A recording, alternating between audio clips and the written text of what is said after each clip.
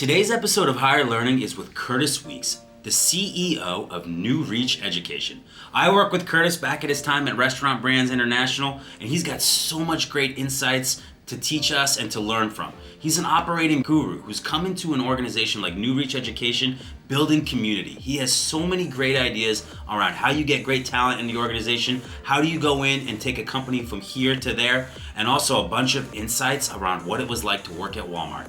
Curtis has so much to say. I am so excited for you all to hear this episode and take a listen for yourself. Welcome to another episode of Higher Learning. I am your host, Rashid, and today we have a very special guest. Today we are joined by Curtis Weeks.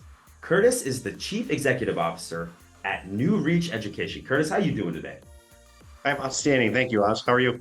I'm doing great, man. I'm really appreciative of you doing this. I know we worked together a way long time ago back when you were at Restaurant Brands International. So I'm so excited that we're getting to reconnect like this. I'm also excited for you in this role as CEO, obviously, at New Reach Education. I'm interested. Tell us a little bit. Why did you join New Reach, and tell us a little bit about the organization?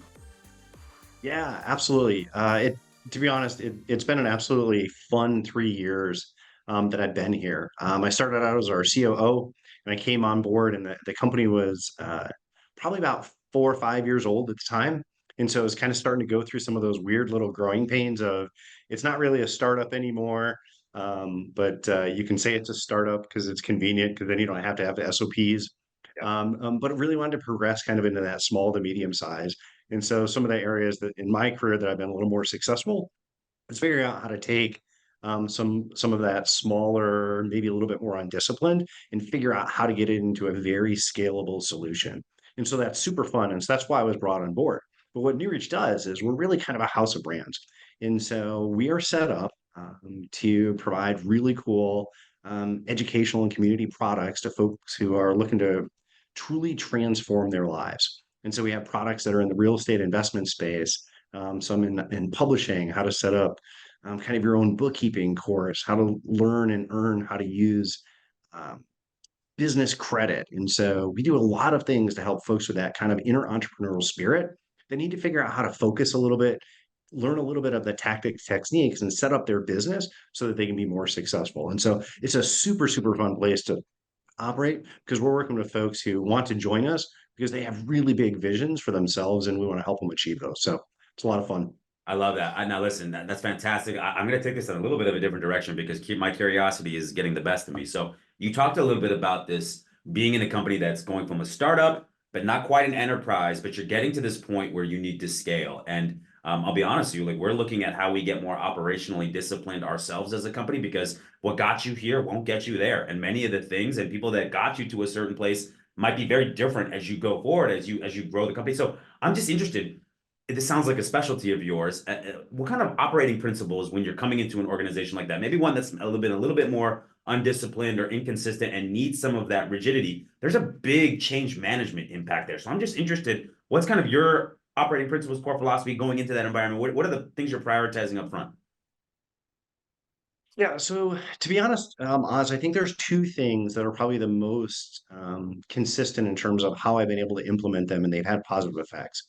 And the first one is really focused around the idea that I think you need to earn the right to make recommendations. And so I've worked at Walmart, I worked at for the US Air Force, both pretty large organizations, and you're talking north of 2 million people. And so if someone in a small organization says, oh, that won't work for us because, or hey, you don't know what we're doing because, there can be a lot of internal friction to that. And so it's my job as a person who comes onto the team to earn the right to make recommendations.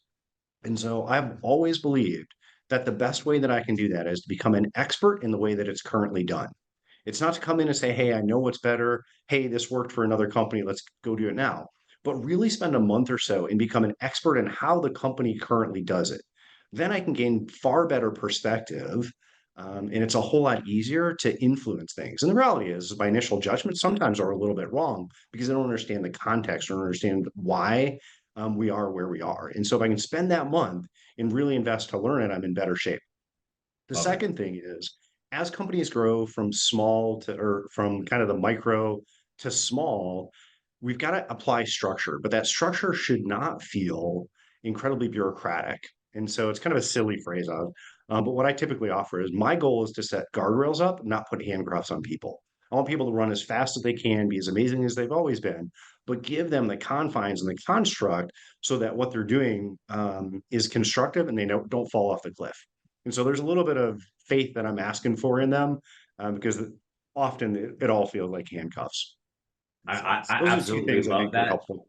I love that. Earn the right to make recommendations and then applying guardrails, not handcuffs. I will always remember that. I have a lot of founders in my community and network, and I know that listen to this, that they're going to get a lot out of that. That's exceptional advice, Chris. I appreciate you giving it to us.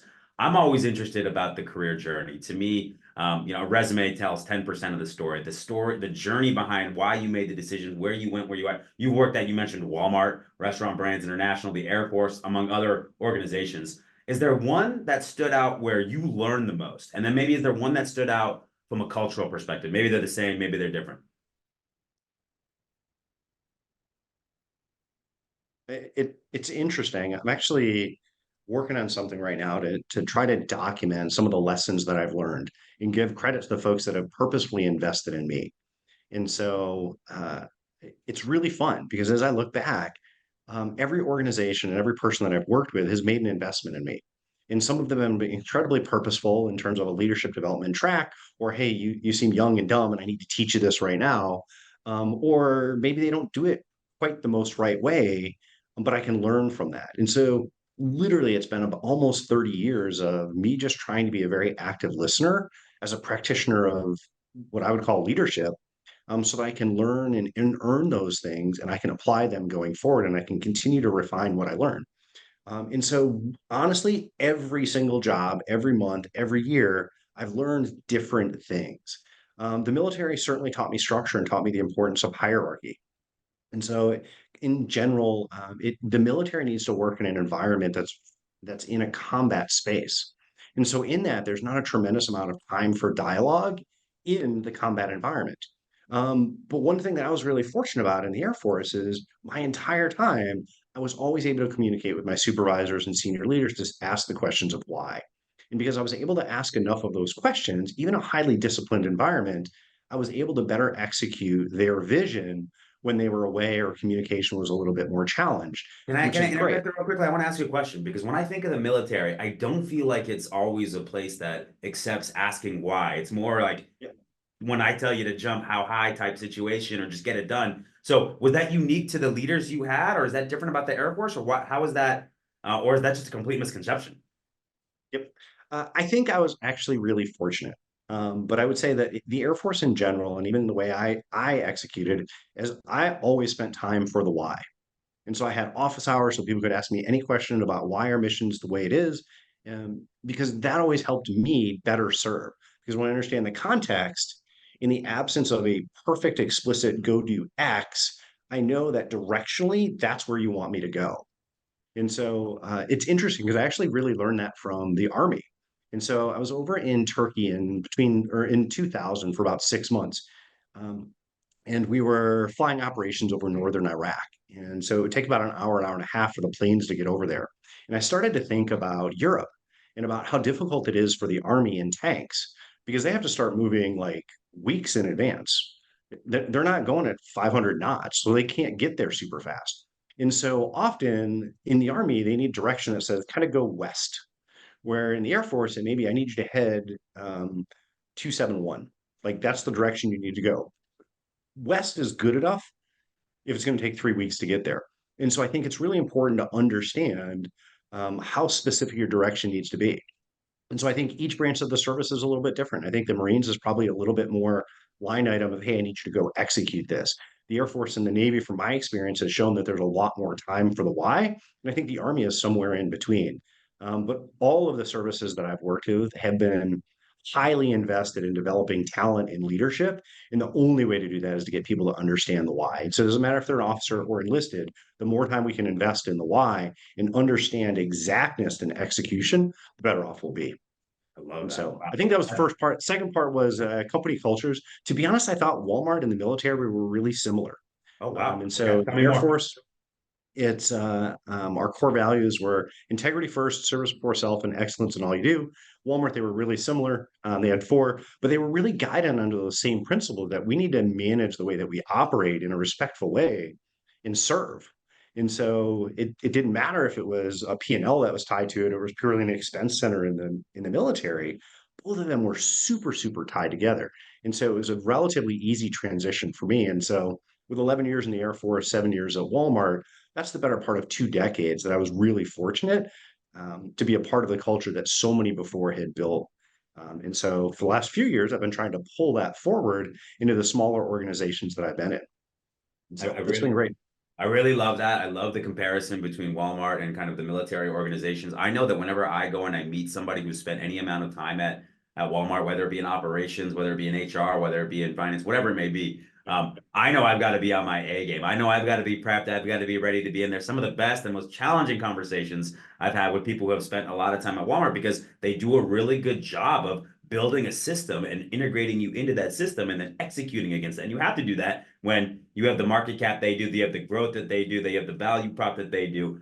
So that's really awesome to hear. And that sounds like both of those times in those different organizations have really shaped who you are. You've talked a lot about service. And so what I'm really interested is you mentioned to me in one of our pre-conversations, service is the reward. And I hadn't heard that before. I'm interested. What do you mean by that? And why do you think that's important for leaders in particular? So I think that there is a slight philosophical choice that people have is you can stand on one side or on the other. I've always believed that when someone hires me for a role, that was the reward that they give me. They gave me the opportunity to serve and they gave me the opportunity to excel and have some proximity to them as leaders so that I can learn from it. And so it's now my job to pay that back. It's not inherently like, hey, your job is to take care of me and you owe me this because I'm working for you. I think it's the other way around. And it's funny because it really kind of came to a head as I was thinking about fortune or misfortune one day. I was thinking about the people who are unfortunately maybe get in a car accident on the way home from work. And they're like, oh, I'm so unlucky. And they feel like they have a right to be more lucky to future weeks. Where I got thinking about it, I was like, wow, I didn't get in a car accident last night. Maybe that was the fortune. Maybe the fortune was not getting in the car accident. And so just like my fortune or my opportunity is to serve and to do it with all my heart and my mind. And so in the way that I can serve and provide the reward to the people who invested in me, I kind of need to put my head down and be honored to go do that. If I feel entitled, I'm never going to be able to serve them in the way that they deserve. And so that's why for me, I really think service is the reward. I went through an interview process, someone chose me to go do it. Someone handed me something that they believe is really important, whether it's the owner of the company or a mid-level manager. They're saying, Curtis, I'm asking you to go do this. And so that's a huge reward because they wouldn't give it to me if they didn't trust me. Yeah. I don't want to overly generalize, but it leads me to a thought, right? I hate how we try to group generations and say Zoomers are like this and millennials are like this and boomers are like this. But I am so aligned with you on the services reward and being a servant leader. And I think that has really helped me throughout my career and helped me ascend in my career in a lot of different ways.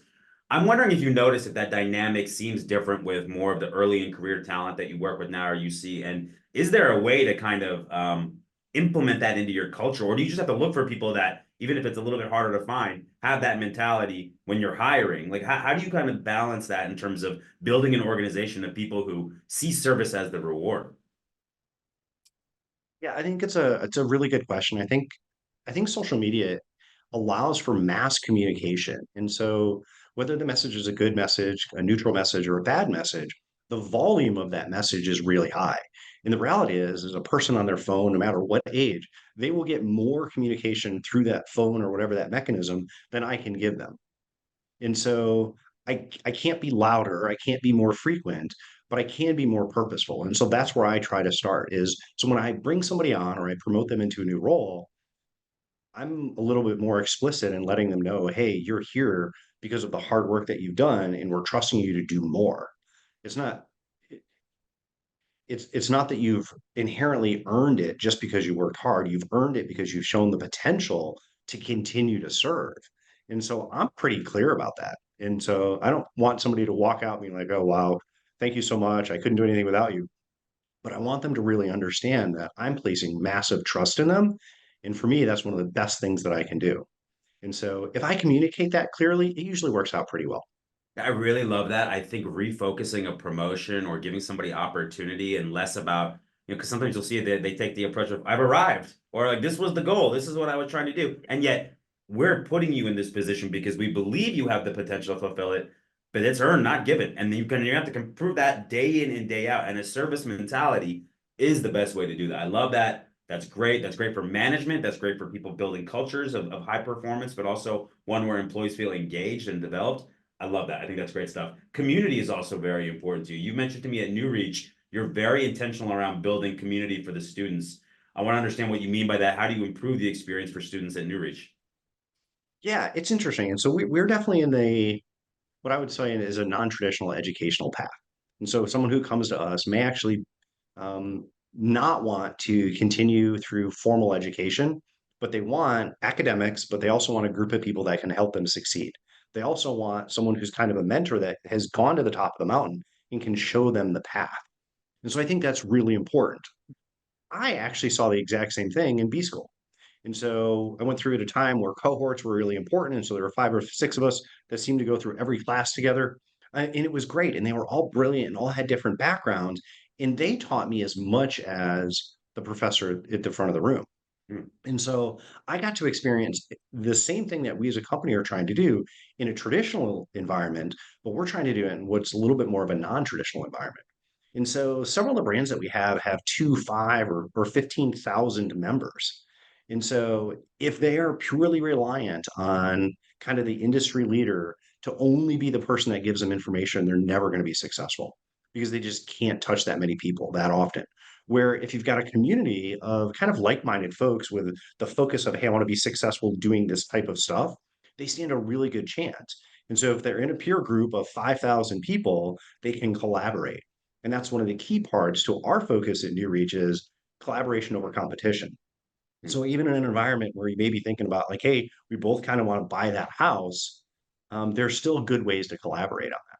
And so when we take the competition portion and move that to the side and we figure out that we can both advance by doing it together, we're in better shape. And so those are key components to what we think of in terms of the community.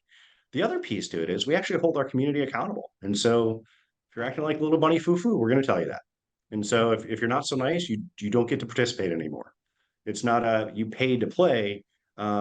You asked to enter, and you certainly paid us to enter. But if you're not going to act in a way that aligns with our values, then you don't get to do that anymore. Yeah, there's expectations that come with that. You know what's interesting, and it's somewhat aligned with what you just talked about. But I've been thinking about this a lot recently. Is I have 4 kids, and I probably didn't think about this as much as I was growing up. And as I kind of look back, I realize it more. I don't want to make this a conversation about teacher pay or volunteer coaching and things like that. But I have noticed the importance and impact, and this is going to seem like a no duh statement, but how a teacher or a coach formatively in those formative years informs the success of your child in a specific sport, in a specific subject, in a specific area. What I mean by that is if you're in elementary school and you're just kind of figuring out, do I like math? Do I like history? Do I like English? A lot of that is tied to the idea of how great of a teacher, how engaged that teacher is, how much they put into the lesson plan, how much they care, whether you become somebody that becomes a historian later on in life or somebody that really is inclined towards math and ends up solving some of the biggest problems scientifically in the world. A lot of that can be traced back to I had great teaching, great education at a young age. Another one is coaching. And I think about it, and it's like I have a daughter, and she's like excelling in soccer right now. But there was a 2 year gap there where she wasn't liking soccer. She wanted to quit. And it's because she had some coaches that were really more about not developing the players. They were not as focused on putting her in a position to be successful, kind of not building up her confidence. And she almost got out of the sport. And I'm so glad that we kind of kept on the path and that she's had some good coaches since then that have got her back on that track. And I just think a lot of it is so touch or go. And yet, when we look at teacher compensation, when we look at coaches who are volunteering, what an impact they have on all the kids that they touch and reach and impact what they care about as they go forward. Again, I've always thought of myself as not great at math. Okay. Well, I gotta be honest with you. I probably didn't have the best math teachers when I was in elementary school. They didn't make me love it. It was something I felt like I was struggling with, and maybe they were reinforcing that. Additionally, I love politics and government at university. I had a teacher who was the campaign manager for Walter Mondale, and he was super engaging and amazing. And that has really informed my view on politics and government as I go forward. So I just find it so important and interesting when you talk about this community, but also the importance of education and the importance of the right teachers developing the right messages can just be so formative for how people have success later on in life. And I know I went on a little bit of a tangent there, but I realize the importance of that, and I love what you're doing at New Reach. I think it's such an important thing, and that's really what my biggest takeaway is from our conversation to that point. Um, what about a community that resonated with you growing up? What was the most important community for you as you were growing? Maybe it was an elementary school, high school, maybe it was the military. What was the most important community for you? It may sound a little bit trivial, but it was actually being an RA in college. And so had the opportunity. So I was a resident advisor in a small New Englandish school, had the opportunity to live on a floor of a bunch of hooligans and try to help and guide them and make sure that everybody was safe. But also if they were going through life things to help them out. And so for that investment, I was given kind of room and board. But I would patrol the halls and make sure folks weren't drinking. There was a whole bunch of other things that I would try to manage through. But that experience gave me tremendous opportunity to learn. And so I could apply leadership all day, every day. If there was someone who's drunk in the hall and logic is not going to work with them to convince them to stop doing what they're doing, I had to figure out ways to do that. If there was a safety issue, I had to assess what the risk is, and then how do we mitigate that risk? And is it like there's really something that's going to go on, or there's the potential that something's going to be bad? And so, with massive amounts of data points, I was able to really learn as a practitioner, as a leader in the formative years as a college student. And I learned other really cool things. And so, we tried to figure out, is it more important to be consistent or be fair? And so as we apply certain things, like which is more important? And so at 19 years old, those were the debates that I was having. And so I learned very quickly, I think, as fair is more important than consistent, because there's always unique situations. And I think you can explain fair, but from a military perspective, consistent is certainly the easier way to go. I think in large corporations, consistency is the easier way to go. You ask for PTO, I told everybody they can't have PTO, so no. But wait, but my brother just died. Okay, I guess you're going to have PTO. And so the pursuit of fairness really surfaces. And so being a resident advisor for 3 years in college gave me just a massive, massive data set of trying to lead and apply. And I was wrong many of the times, and I got really quick feedback. I was right many of the times, and I got quick feedback. But it's funny how often I take some of those really simple lessons that I learned between 19 and 22, and at 50 years old, I'm still trying to apply them, but I can remember like that's where I learned it. And so I think that was probably one of the most profound communities that I was a part of. Wow, God bless you. What a thankless job. I think back to the way I treated my RAs back in college when I got to the University of Arizona. First time out of the house, first time feeling like an adult. That is not an easy job. So that is a really good lesson there. I appreciate you sharing that. I might have to write my RA from 25 years ago and thank him for his service because ultimately I was tough. Let's talk about your book because you wrote a book on the 5 pillars of talent management. I know there's a rewrite going out. I'm really interested. There's a lot of talent acquisition in this, so I know we're going to get into that in just a second. But I'm just interested. Tell us a little bit about the book and some of the pillars. I'm interested to know why you decided to write the book and what stands out about it. Yeah. So I was trying to, so I actually started writing the book because I was a part of a mentorship group with Russell Brunson. And so it's a group of really profound thinkers in the marketing space. And so in the community that we have and in the mentorship group, we get together and we share kind of our best practices with each other. And so we give other people the best that we have. And then we ask them some questions about our business and they gift us with some advice. And so I am not a profound marketer. And so I was trying to figure out what I could provide to them that might be really helpful because many of them are in that startup to super small space. And so they're earning maybe 10 to $20 million a year, which is really good income. But now they're starting to have some of those problematic issues of how do I go from small to large? Hey, I'm the expert. I don't really want to manage. I want to go do this, or I do want to manage, and then I lose the subject expertise on this. And so that's how I originally wrote kind of the first document. It was a thank you to them. And so I just called it a primer and the 5 pillars of talent management. And so for me, I break it into 5 very different things. And so I look at talent identification, talent assessment, talent development, talent acquisition, and then talent retention. And so the kind of book is set up to kind of walk through how if I were a person who is starting a new business, how I set up talent management and include each of those five pillars to make sure that I know how much to pay people, how to assess them, how do I set up the right culture to hold them accountable for the growth that they believe that they want?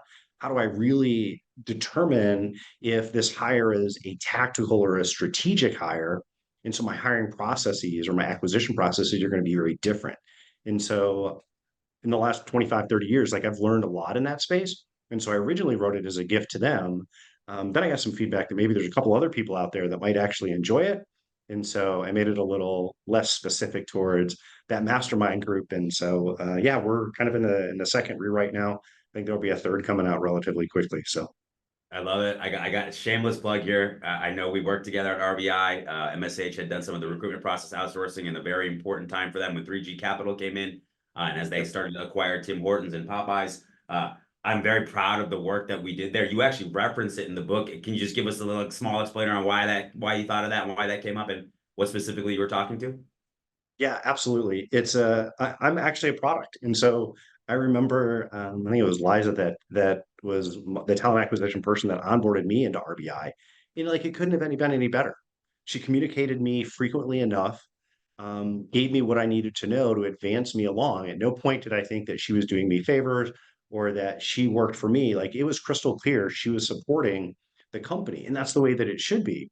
But she also made it clear that her job was to put the right type of people in front of the company and set me up for success in those conversations. And so I really appreciated that with her. Then when I joined the team, I got to see probably one of the best strategic uses of talent management in terms of setting up and using a leadership development track. That's the best I've seen in any company.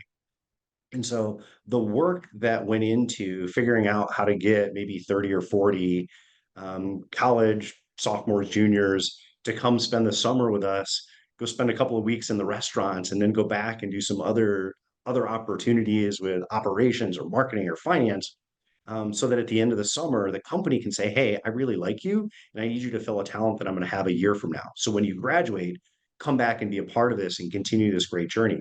And so the concept of the LDP and doing that, I think there are many organizations that do it. But the way that MSH supported and kind of guided that was incredible because it was a year-long interviewing process. And as a person who worked at RBI and Burger King, I was accountable to participate in a ton of the interviews. It didn't matter if the person was going to work for me, I was responsible. And so it tied culture to talent acquisition in a way that I hadn't seen before. And I just thought it was phenomenal. But shamelessly, I really enjoyed working with a team that tried to actively fill my positions. And so, yeah, I thought your team was amazing. I, Catherine and Tomas, they you're were gonna make awesome. me cry. I'll tell you what, I really appreciate that. That's that. We put a lot of hard work into that account. They were very hard driving in that account. We learned a lot. You've worked in some tremendous organizations, so you're not Thanks. just saying this, that this is something that you have context around. So I really appreciate that. There was a lot of great support from the people that work there in the talent space as well. And some of the people that were on that account still work here, some don't. I'm gonna have to reach out to everybody and thank them. That means a lot what you said, Curtis. I really appreciate it. All right, we got to pay the bills here, so we got to talk about talent acquisition. These lights don't stay on by themselves, so I want to make sure we dive into the talent acquisition portion. I got some questions for you here. Let's start with this. Core hiring philosophy. People that you want to bring into your organization, your team. What's kind of your core philosophy around that? So I think the most important thing is to understand, is it a strategic hire or is it a tactical hire? And from that, I think you need to guide the acquisition process accordingly. And so for me, I think a strategic hire is something that, as we're looking at what our business is going to be in 6 months, on the front side, if I can work with my talent acquisitions team to say, hey, in 6 months, we're going to start this new business, we're going to grow this, it gives them ample opportunity to go out and really work hard and find the right candidates so that we can put them in front of our hiring managers. And so I think we strategically look at it. And so in that, whenever we do that, we should be looking to continuously upgrade talent. And so we should find the best that there is in kind of that pay range, that we can bring on. And so that means we should get an opportunity to look at multiple people and then figure out, of those multiple people, which one do we want? And so in the philosophy, there's the strategic side. There's also the tactical side, which says, hey, someone transitioned yesterday. It's an important position. I actually have 8 of those on the company. I need another one. And it's a very important position, but I've got peers that can train it. We kind of know what it's going to do. And so I would say that's much more of a tactical hire.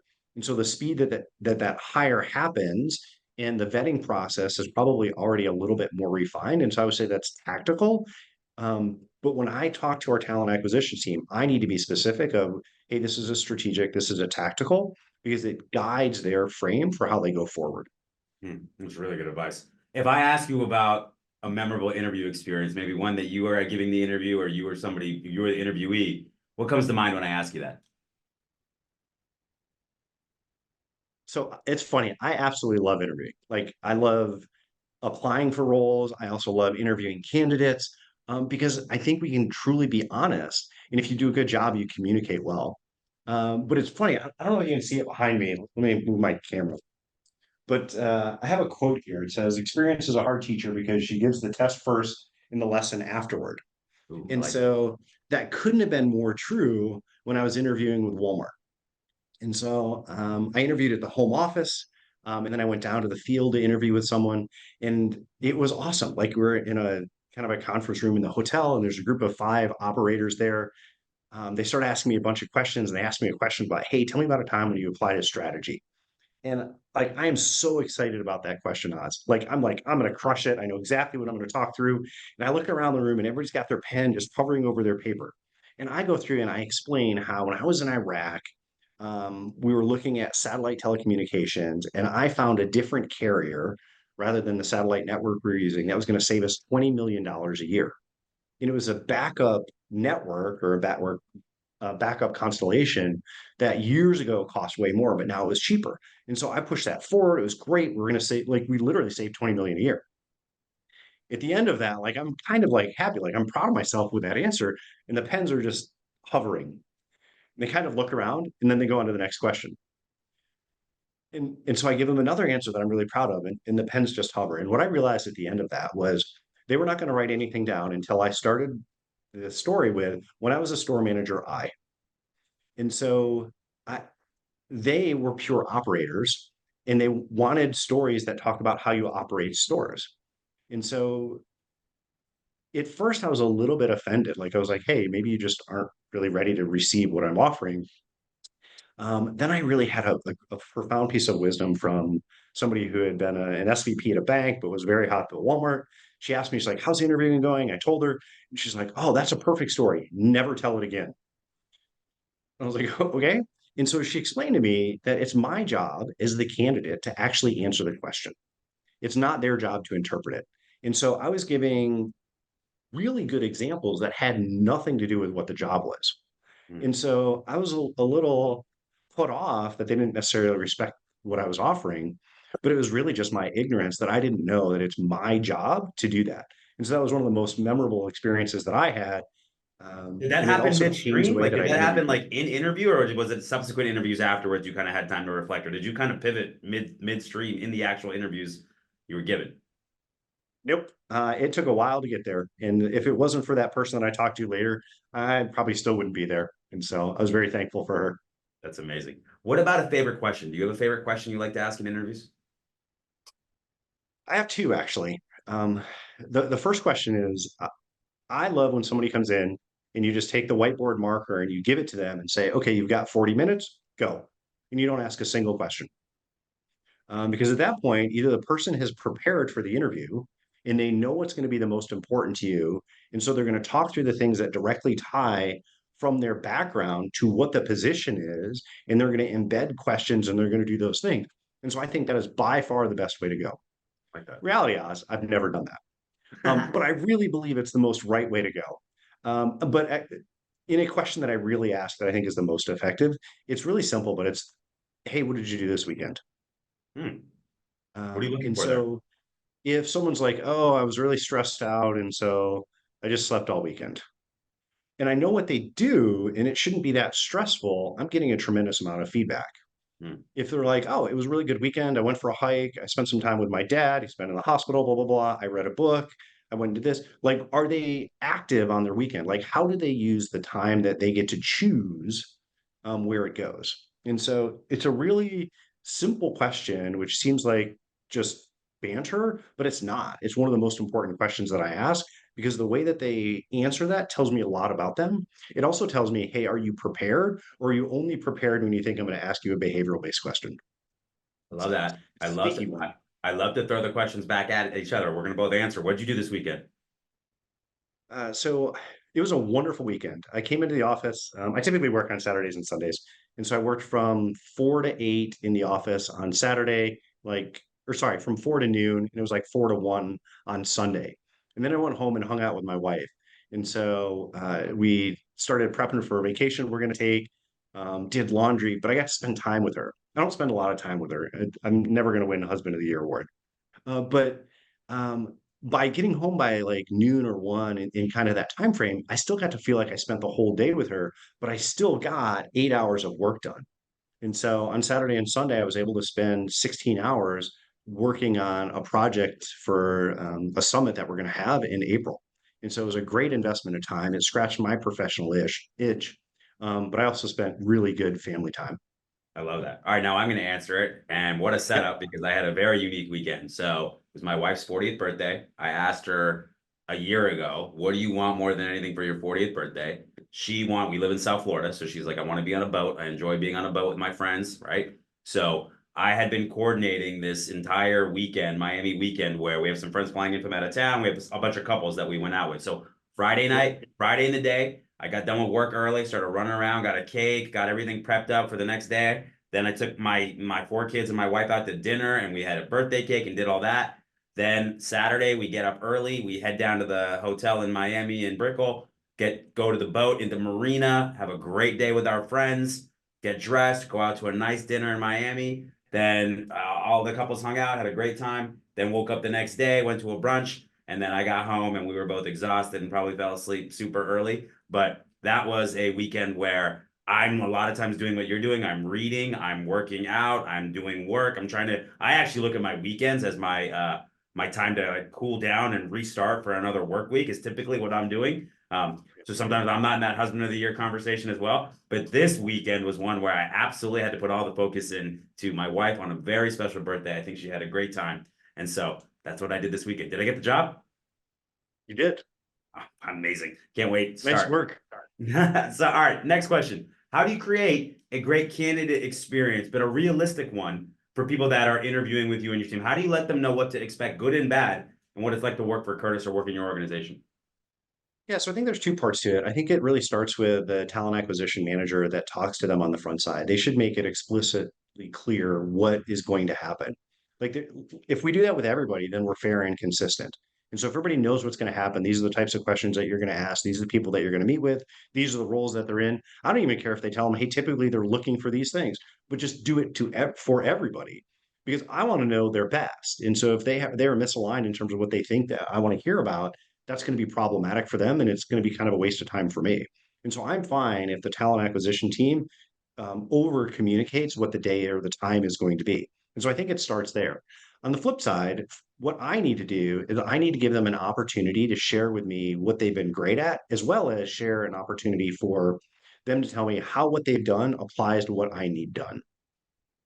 Third part to it, I need to make sure that at the end of the day, they want the job. And so, Oz, it may sound a little bit weird, but I don't think that the purpose of the interview is to hire someone. I think the purpose of the interview is to have someone say they want to work for you and for you to make the choice of, hey, I like this candidate and I like other candidates, and now I get to choose. Otherwise, the first person that we said, hey, I think they could do the job, we would hire, but I don't know that that's necessarily the best practice. And so I'm not trying to string people along, find 15 people and figure out what I want. But I don't think the purpose of the interview is specifically, I just need to hire them. What I want is for them to be a great candidate with the skills that we need. And so they've got the skills, they've got the culture, it's the right path for them, and they want to work for us. And so then I can decide rather than, hey, I don't know if they want to work for us, but I want them. And so it's a little bit of a different Yeah, it way to look completely at it. reframes in your mind how you approach it and how you go about it. I think that's really smart. What about when you miss? Because we all miss from time to time. So do you look back and is there a theme that you say, I wish I would have done this, or I didn't dig in, or is it maybe you were previously hiring because they could do the job when now you've got this different philosophy? What happens when you miss when you look back and reflect? I typically miss for one of two reasons. The first is the easiest, and so I'll be brief on that, is that I don't have the technical skills to truly assess them. And so I'm currently looking for a chief information officer to join our company. I don't actually know how to assess them to determine are they actually that strong technically to be able to guide and advance our business in terms of saying this is what you do. These are all the technologies that are out there that you're not even thinking about. But if we include those, you can advance your business. Like I'm not smart enough in that space or not experienced enough in that space um, to do a great job in that. And so I feel like in some ways I'm underserving. And so there have been a few of those positions in my career that it's my responsibility to hire them. I do the best that I can.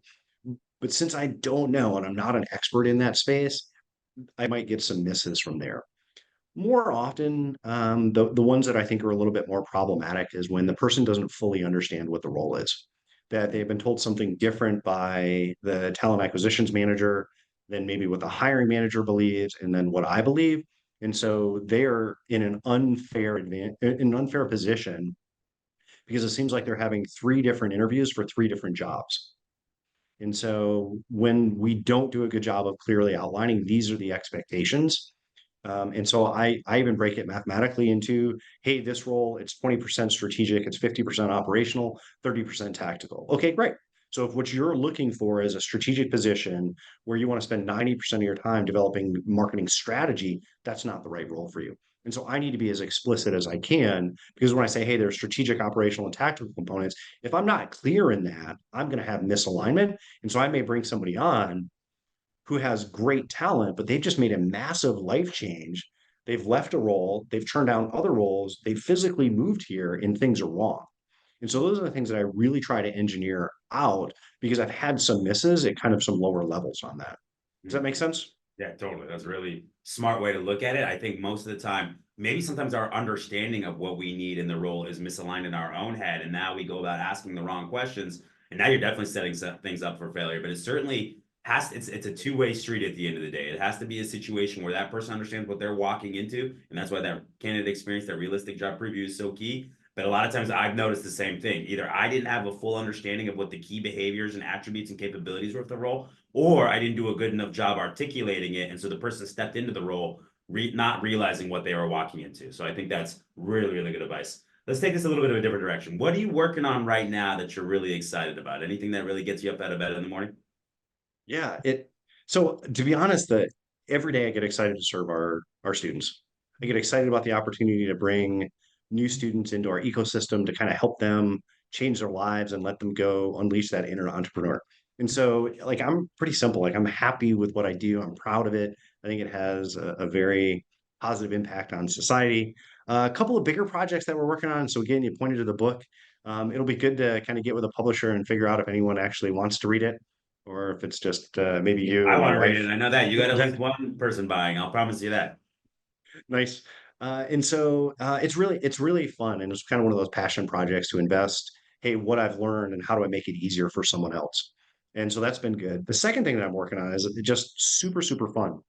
We spent the last year building up for what is called the Squat Up Summit, and so it's going to be in Orlando between the 23rd and the 25th of April.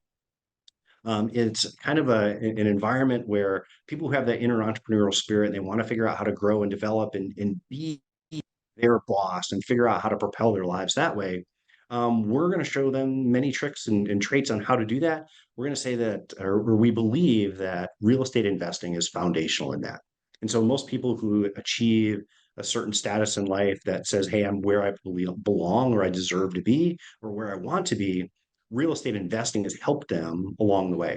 And so it's going to be 3 incredible days with Pace Morby, Jamil Damji, and a host of other really good keynote speakers to talk through for 3 straight days on, hey, this is the masterclass for how you can get from here to there. And it's been so much fun preparing because we know that it's like folks buy tickets and they come and they use some vacation time to get there. And so we know that it's a heavy investment on our part. So that's why it's been so much fun for us for the last year to build out what that's going to be, to make it so that we can hopefully blow their mind. And so again, we'll probably have about 3,000 people in Wow. Orlando in April. And so if you want to come up, do it. We'd love to see you. Hey, listen, it's not far from me. You got to let me know how it goes. I'm really excited to hear it. It sounds like you're putting a lot of work into it. It sounds like it's gonna be a great event. So definitely send me some more details on that. Any great book you've read recently, or any content, really anything? If you've seen something on Netflix, I'm interested in movie, anything that you want to shout out or speak to that our listeners might need to pick up? Yeah, it's funny. There's a book that I touch really often, and I learn so much from it every time I look at it. And so the book's called Drive by Daniel Pink. And so it ties Amazing. to a concept, excuse me? I read that. Amazing book. Keep going. It what I love most about it is for it was 20 years in the making where a former snowboarder, whitewater kayaker, I definitely played hard, rock climbed, and we always talk about flow from a recreational perspective. And so the idea of I find this space where I'm at my most me. And so it sounds really fun to think about it on going over a waterfall or really carving it up on the mountain. But no one ever talked about it at work. And so for 20 years, I was really irritated because I felt more flow at work than snowboarding, kayaking, running, you name it. Like I found that at work. And so I think that was the first place where someone said you can find that in your professional life. And so it's a book that I read forever ago, but I touch it really often just because it lets me focus as a leader to say, how do I help others find more flow when they're at work? Okay. And so, Great book. That really was informative for me too, because I would notice that I would be in these states where I was doing my best work, where I was making the best decisions, where I felt the best and most productive, but they were intermittent. And so what I had to realize is, and what that book kind of helped me clear in my head was, how do I get into that zone more often and not? What are the characteristics of when I'm in that zone? What has happened? And so through different things like meditation and right eating right and right sleep and just the type of work, like what's my Ikaji zone or the things that I love that I'm best at and I get the most out of, how do I tie that all together? I've really started to even build my work structure around a lot of those philosophies and just spending the time where I feel best and I do my best work and then putting people around me that pick up the gaps of the things that are not my best place. So I love that. Great book, great recommendation. Last question. If you had to give one bit of advice to, Curtis early in his career, or maybe somebody who's early in their career right now listening to this, that you didn't know then, but that you know now, what would it be? be here now.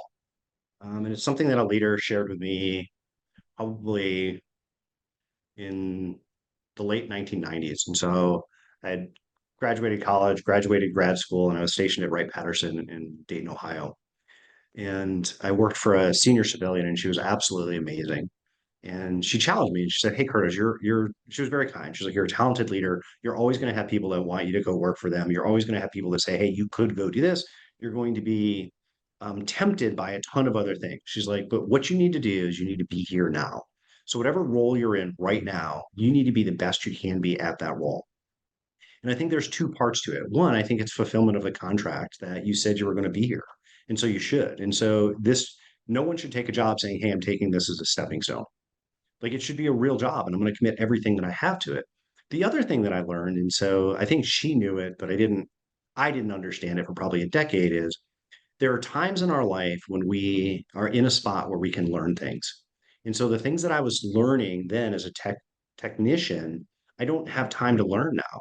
And so if I didn't learn those things in kind of my late 20 or my mid to late 20s, I was never going to have another role as a technician that lets me become an expert at that. And Hmm. so her focus of be here now was super, super important to me. And so I have embraced that for a very long time. And every role that I'm in, I'm truly not thinking about what the next role is. I'm here now, embracing the fact that I'm learning and earning, and it's amazing. And I'm thankful for it, and I'm trying to serve. But if I'm here now, I can do it justice.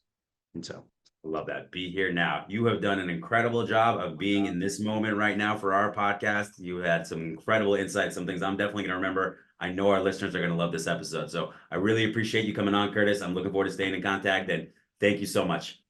Have a good one. Oz, it's been really fun. It's good to reconnect. Thank you very much.